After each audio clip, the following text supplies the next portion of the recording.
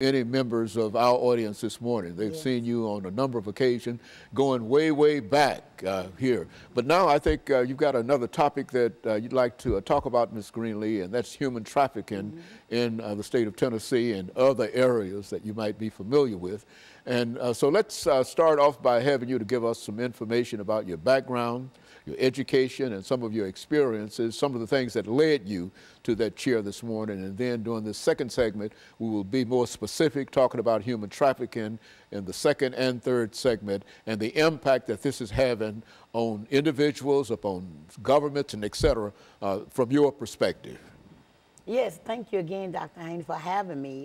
You know, earlier on your shows, I've always talked about my background as being coming up with two alcoholic parents and being a lack of school and education and being put in the hands of abusive men with sexual activities happening to me at the age of 5.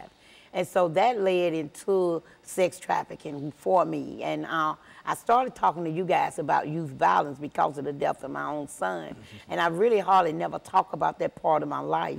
And recently, that part of my book has opened back up. And I've always said there's no shame in my game. I've already been spoken plainly enough to tell people who I am. And once I saw the background of sex trafficking that's really happening here in Tennessee with our little girls and some little boys, then I asked my God to give me permission to come and talk about the other part of my life. And that's exactly why I'm here now, to tell people that not only am I not ashamed to talk about the drug addiction, the prostitution, and the lifestyle that I lived, but I want to talk about how that got started.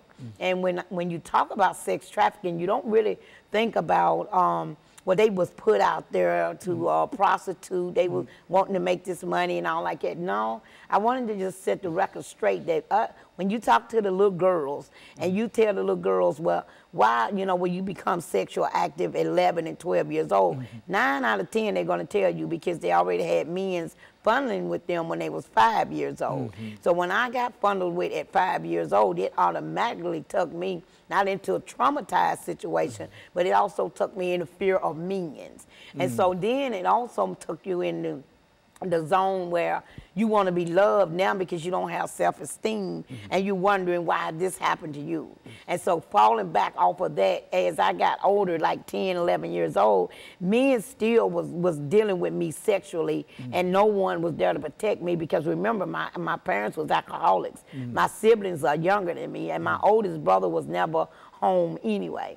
And that led to me being 12 years old and being lured in by another man, another strange man, just coming and bringing me products like necklace, like tennis shoes, like dresses, come and lure me in the neighborhood to talk about, I think you look pretty in this. And once I accepted that, then that started the lifestyle of me being sex trafficked. You think that that's quite common among many young women, young girls, and that is a method that they use in terms of trying to get control of young girls? Yes, this is why I chose to come, and I thank you again for asking me, because I want them to know this, that these young girls are not being asked to be sex trafficked. They're being lured in, and some of them are being lured in by their boyfriend. Because when you came to the word sex trafficking, well, first it started prostitution, and now certain set of people have become victims of sex trafficking, that everybody is using that word. But some of us has been lured in by our boyfriends, not pimps, because there's no more pimps like the early 70s. And I tell people all the time, quit looking for the afro and the big Cadillac. The pimp is the government now. The pimp is the system. The pimp is society. So when you come in and you see the little 11-year-old girl, she's already low self-esteem. She's already rocking. You can tell on her face that she look lost or she feel like she's not loved. So I come up to you and I'm like, little girl, what's wrong? Would you like to have a pair of these shoes that you're looking at? I can help you get that outfit or that pretty necklace. And you can. I'm 11 and 12. Sure, I can. You deserve it. You do good in school and blah, blah. And then as soon as I say, okay, And I accept that because I want that necklace. I want that dress to show off to my friends in school. Then that's when they put the price tag on you. Okay, and so what we're going to do, Ms. Greenlee, is to take a first commercial break, and then we're going to come back with our audience following this very, very short commercial break.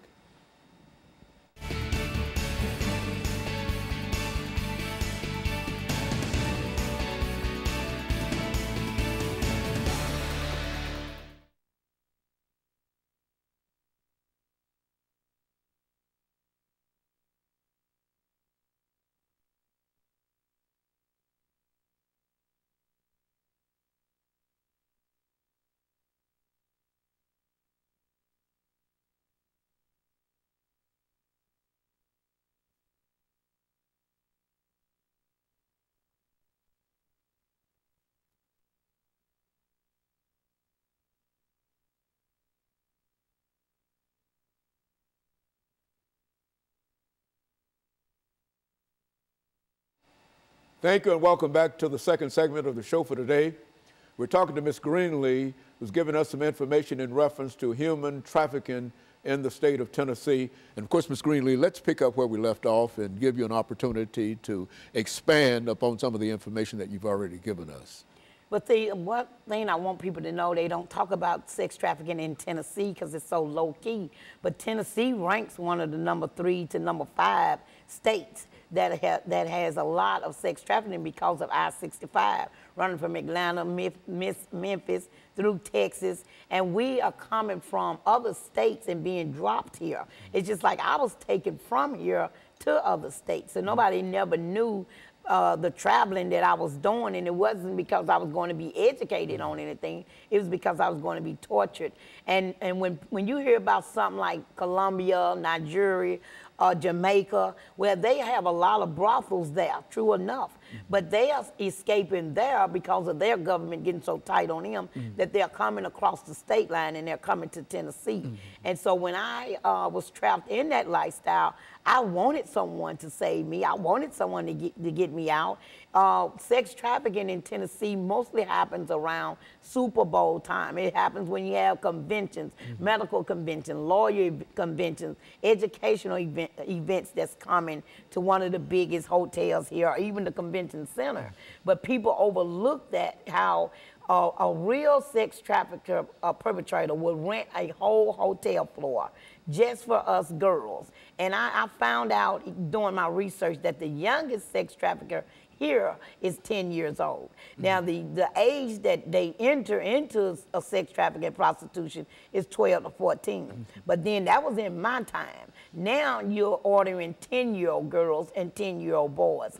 So I was really wanting to be rescued. I really didn't get rescued. People ask me all the time, well, how did you get out of it? Well, I aged out of it because I didn't have anybody in my time and in my community that really even cared about any kids missing. We have a lot of missing kids, and it's not because they ran away from home. It's because they were snatched up, and I'm talking about right today.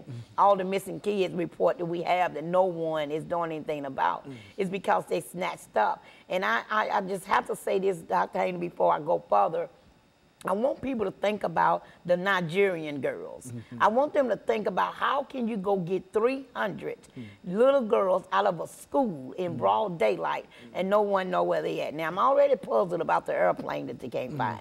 But now we're talking about 300 little girls from age probably 12 to 14. So that means the government is involved. It's a cover-up. And until we start facing this and speaking on this, then we're going to have this. And so I got rescued because I aged out.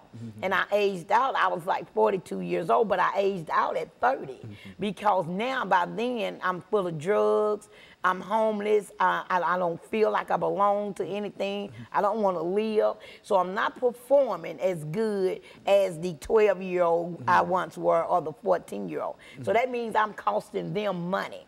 See, you'll cost them money because now they got to feed you more drugs, and that means the price is going up.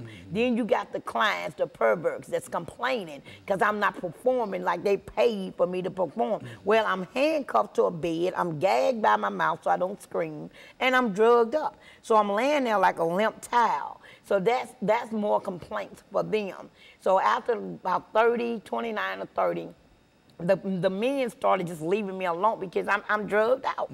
And so once they left me alone, I'm saying about 32, I was just lost. I was out in the streets. That's why people say Clement Greenlee was homeless for 10 years. I truly was. You shame to go home, you can't face your family, and then you don't even know what to say. Even though my family loved me unconditionally, I'm the one that was shamed. So I lived in the streets for almost 10, 15 years until I was rescued by the program Magdalene House. And one of the young ladies, Regina Mullins, who kind of lived that same lifestyle, she went and got help first, and she came back and got me. So when I entered the Magdalene program at 42 years old, keep in mind now, I'm 42, I feel like I'm an old woman, I'm uneducated, I'm drugged out, and I don't have anything to live for. So when I go in this program, I immediately say, you can't help me, I just want to die. But these people did not give up on me. I mean, this Magdalene program has saved my life. I entered that program in 2001. I came out in 2003, and I never looked back. And so she has been such an inspiration. She is Reverend Becca Stevens, the founder. She has been such an inspiration to me that she has encouraged me to go further. And so she believed in me so much that she sent me to New Orleans, and that's where I've been for the last 18 months. I went down there to help open up a house like Magdalene to go educate them on sex trafficking, and also to go to the streets of New Orleans. If you know the streets of New Orleans, the first place you hit is Bourbon Street, because everybody have all these call girls or girls swinging in and out the windows, and all the prostitutes standing on the sidewalk. Well, then who have once asked one of those ladies, are you here against your will?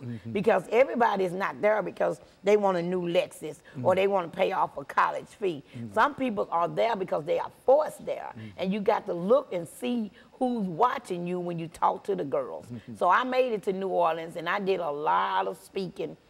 I went and talked to a lot of judges, DAs, police officers, anybody I could talk to, sororities. And I spoke so well about sex trafficking in the United States, period, not just New Orleans, that the governor even offered to bring me back down. And so it's a real problem, you think, in the city of New Orleans, and would that be typical of some of the other cities? It's not as hidden there, perhaps, as it might be in Tennessee. No, the stats show that number one is Atlanta. They show, that proves that. Then you got Texas, because it's running down that I-10 line too.